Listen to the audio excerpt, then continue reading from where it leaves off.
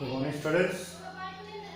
After discussing all these topics related to the projectile as well as the circular motions, now we will discuss about some of the numericals. But before proceeding to the numericals, let's recall some of the formulas related to the displacement vector as well as the velocity along the x-axis and along y-axis and the motion along the x-axis as well as along the y-axis. So this one is the formula for the displacement vector. Okay? Delta r is equal to delta xi plus delta yj. In a similar manner, velocity in the plane. ठीक है, ये सारे के सारे फॉर्मूले जो वो plane के लिए हैं. किसके लिए है? Plane. That the motion along x axis as well as the y axis. ठीक है, और two dimension motion. This one is called the two dimension motion. तो v is equal to bxi plus of byj cap. ठीक है, this one is the velocity in the plane. So where bx किसके equivalent होता है? dx upon dt और by किसके equivalent होगा? dy upon dt. x represent करेगा यहाँ पे, ये जो x लिखा हुआ है ये रिप्रेजेंट करेगा हमारे पास जो displacement along the x axis. उसी तरह से यहाँ पे y लिखा हुआ है तो ये रिप्रेजेंट करेगा displacement along the y axis. ठीक है, this one is the magnitude of the velocity in the plane. उसी तरह से एक्सेलरेशन. ठीक है, axi plus ayj. तो magnitude of the acceleration ax square plus of ay square. ठीक है, तो this one is the motion of the projectile. ये किसी भी पर्टिकुलर मोशन को हम स्टडी करते हैं तो x रिप्रेजेंट करेगा हॉरिजॉन्टल मोशन को. किसको रिप्रेजेंट करेगा? हॉरिजॉन्टल मोशन को रिप्रेजेंट करेगा. ux into t plus 1 by 2 ax t square. उसी तरह से y एक्सिस के अलोंग मोशन होगा s is equal to u by t plus 1 by 2 a by t square. ठीक है, now we will discuss later on. Okay, here we have the first numerical. First numerical that is numerical. देखो यहाँ पे क्या है numerical? A particle moves from point A. एक particle है हमारे पास that moves from point A. A point के कोऑर्डिनेट्स क्या बोले हुए हैं? 1 and 2. क्या कोऑर्डिनेट्स बोले हैं? 1 and 2 to the point B. कहां तक जा रहा है? बी पॉइंट तक जा रहा है. उसके कोऑर्डिनेट्स कितने हैं? 4 and 3. ठीक है, इन एक्स वाई प्लेन. ये मेरे पास मान लेते हैं एक्स वाई प्लेन है. ठीक है, this one is the point A and this one is the point B. The coordinate of point A is 4 3 and the coordinate of point A is 1 and 2. ठीक है, 1 2. उसी तरह से बी पॉइंट के coordinate है 4 3. ठीक है, तो these coordinates represents in the x y plane. ठीक है, where first value was represent the x value and second value represent the y. ठीक है, तो यहाँ पे हम दो कोऑर्डिनेट्स कंसीडर कर रहे हैं तो इसको मैं x1 मान लेता हूँ, इसको y1 मान लेता हूँ. ठीक है, और उसी तरह से b पॉइंट के कोऑर्डिनेट्स ये बन जाएगा x2 और ये बन जाएंगे मेरे पास y2 कोऑर्डिनेट्स. ठीक है, इन 5 सेकेंड. साथ में मेरे पास टाइम दिया हुआ है कितना? 5 सेकेंड टाइम दिया हुआ है. Find the displacement of the particle during this period. क्या बोला गया? डिस्प्लेसमेंट निकालनी है इस पार्टिकल की ड्यूरिंग दिस पीरियड. तो ये आगे इसके position vector. Suppose that this one is the r1 vector and this one is the r2 vector. तो यहां से लेके यहां तक की डिस्प्लेसमेंट आप लोगों को कैलकुलेट करनी है. ये डिस्प्लेसमेंट आपको रिप्रेजेंट करनी है. और डिस्प्लेसमेंट को आज यू नो किससे हम रिप्रेजेंट करते हैं? डेल्टा आर वेक्टर से. तो जैसा कि हमारे पास यहाँ पे फॉर्मूला पड़ा हुआ है, क्या डिस्प्लेसमेंट निकालने का फॉर्मूला हमने क्या किया हुआ है? देखो यहाँ पे displacement vector r will be equal to the x2 minus of x1 i cap plus y2 minus of y1 j cap whole under root.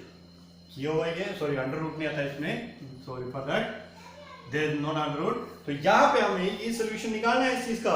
ठीक है, तो कैसे सॉल्व करेंगे? हियर x1 x2 वैल्यू आपके पास गिवन है. This one x1 y1, this one x2 y2. तो यहाँ पे इसकी वैल्यू को सब्स्टिट्यूट कर दो. What is the value of the x2? x2 is the 4. 4 minus of x1 is the 1 i cap plus y2. Look at here, y2 is the 3.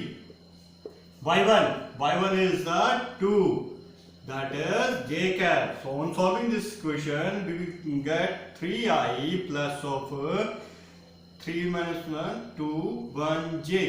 ठीक है, so this one is the displacement vector, not a magnitude. लेकिन हम लोगों को पूछा गया displacement निकालो. तो टोटल डिस्प्लेसमेंट निकालनी in terms of the magnitude. किस फॉर्म में निकालनी है, तो मैग्नीट्यूड में। तो मैग्नीट्यूड का फॉर्मूला आप लोगों को याद होगा, कैसे किया था हमने, वेक्टर आर का मैग्नीट्यूड इस तरीके से हम इसको रिप्रेजेंट करते थे। किसके इक्वल आएगा, दिस न्यूमेरिक वैल्यू का स्क्वायर कर दो प्लस ऑफ यहाँ पे जो न्यूमेरिक वैल्यू उसका स्क्वायर कर दो होल अंडर रूट, तो कितना बन जाएगा ये, दैट इज डेल्टा आर। जब मैंने वेक्टर नहीं लगाया तो दैट मींस किस चीज को रिप्रेजेंट करेगा, मैग्नीट्यूड को रिप्रेजेंट करेगा। 3 3 का 9 प्लस 1 अंडर रूट, तो कितना बन जाएगा ये 10 under root, which is the magnitude of the displacement vector. Clear हो गई बात सभी को ये, ठीक है। And the value will comes out to be under root of 10।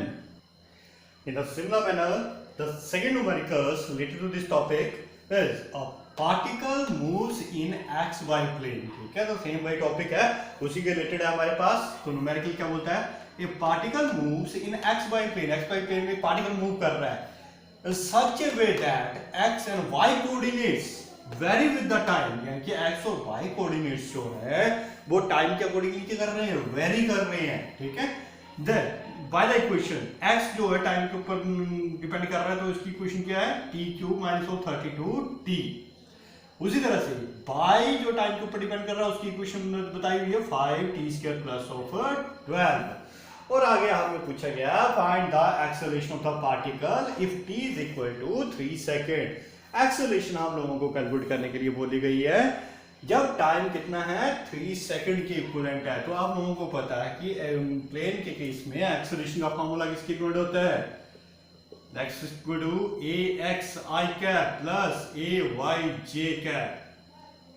तो सबसे पहला हमारा टास्क यहाँ पे to calculate the value of the ax as well as the ay, ठीक है। ax और ay की वैल्यू हम लोगों को यहाँ पे कैलकुलेट करनी पड़ेगी। हमारे पास तो सिंपल x और y कोऑर्डिनेट्स दिए हैं, देखिए हमें निकालना है ax की वैल्यू। तो ax देखो किसकी इक्विवेलेंट होता है, ax इज इक्वल टू किसकी इक्विवेलेंट होगा, derivative of x with respect to time, ठीक है। तो यहाँ पे हम क्या करेंगे, x की वैल्यू को डाल देते हैं, x की जो इक्वेशन है हमारे पास, तो यहाँ पे लिखते हैं d/dt। x की इक्वेशन कितनी है, t cube minus of 32t।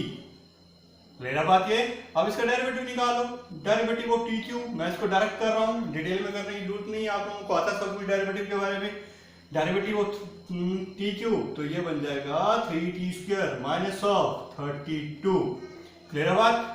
अब ये तो हमारे पास जो फंक्शन बना, ये तो वेलोसिटी का फंक्शन बना, सॉरी।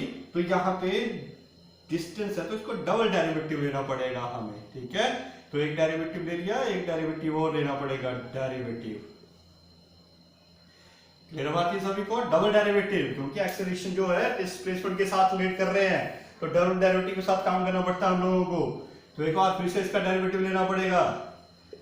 तो अगेन डेरिवेटिव, तब जाकर के हमारे पास किसकी वैल्यू आएगी, ax की वैल्यू आएगी। तो यहाँ पे देखो डेरिवेटिव ऑफ 3t स्क्वायर कितना बन जाएगा, 6t। डेरिवेटिव ऑफ 32 क्या है, कांस्टेंट है, डेरिवेटिव ऑफ कांस्टेंट इज 0, ठीक है। तो ax की वैल्यू कितनी आ गई हमारे पास, 6t। ये आ गई हमारे पास ax की वैल्यू, ठीक है। अब जो हमें x कोऑर्डिनेट्स के अलोंग बोला हुआ है वो टाइम भी दिया हुआ साथ में। टाइम कितना बोला हुआ है, 3 सेकंड बोला हुआ है। तो यहाँ पे देखो टाइम आ रहा है मेरे पास t, तो यहाँ पे मैं करूंगा when t is equal to 3 second, तो ax की वैल्यू मेरे पास आएगी 6 into 3, that will be equivalent to the 18। ax की वैल्यू मैंने निकाली कितनी, 18 के इक्विवेलेंट आ गई। उसी तरह से अब मुझे कैलकुलेट करना किसको, ay को। तो ay की वैल्यू कितनी बनेगी, double derivative y upon t। Clear है बात सभी को, डबल डेरिवेटिव के ले रहे हैं क्योंकि rate of change of displacement velocity के इक्विवेलेंट होता है और वेलोसिटी का डेरिवेटिव एक्सेलरेशन के इक्विवेलेंट होता है। तो इसको हमने डबल डेरिवेटिव करके लिया। तो यहाँ पे मैंने एक डेरिवेटिव को बाहर लिखा और एक डेरिवेटिव ले लिया पहले अंदर। बाई इक्वेशन देखो अब कितनी है, 5t स्क्वायर प्लस ऑफ 12, ठीक है। अब यहाँ पे देखो डेरिवेटिव, अब इसका डेरिवेटिव लो 5t स्क्वायर का 10t plus of derivative constant 0। अब फिर से एक बार डेरिवेटिव लो इसका, कितना बन जाएगा 10 into t, यहाँ पे बचेगा 10, 0 खत्म हो गया। तो ये आ गई हमारे पास वैल्यू किसकी, ay की वैल्यू आ गई। तो this one is the value of the ay। अब यहाँ पे अगर आप देखोगे तो टाइम फंक्शन तो है नहीं, तो यहाँ पे टाइम डालने की जरूरत ही नहीं पड़ेगी हम लोगों को। तो मैंने ये दो वैल्यूज कैलकुलेट कर ली। ax की वैल्यू आ गई मेरे पास ये 18 और ay की वैल्यू आ गई मेरे पास 10। अब मुझे कुछ नहीं करना है, ax और ay उठाने हैं, इस इक्वेशन में डाल देने हैं, क्योंकि बेसिकली मेरे को पूछा गया था, एक्सेलरेशन पूछी थी मेरे को, ठीक है। तो मैंने क्या किया, इस इक्वेशन में सारी की सारी वैल्यूज को सब्स्टिट्यूट कर दूंगा, ठीक है। तो ax की वैल्यू जो मेरे पास आ रही है वो आ रही है 18 और ay की वैल्यू आ रही है मेरे पास 10। That is 18 i cap plus 10 j cap. जबकि मुझे तो एग्जैक्ट एक्सेलरेशन पूछी हुई थी एट एग्जैक्ट 3 सेकंड के ऊपर, तो यहाँ पे मैं करूंगा इसका मैग्नीट्यूड ले लूंगा। तो मैग्नीट्यूड कैलकुलेट करेंगे तो कितना बनेगा, 18 का स्क्वायर प्लस ऑफ 10 का स्क्वायर होल अंडर रूट, ठीक है। 18 का कितना होता है 169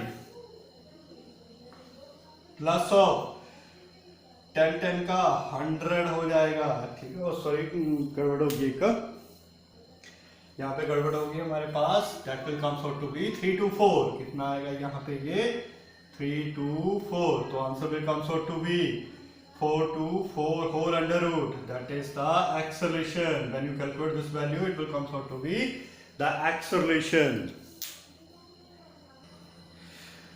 Here are the some of the numericals which you have to solve and reply me on my numbers along with your name.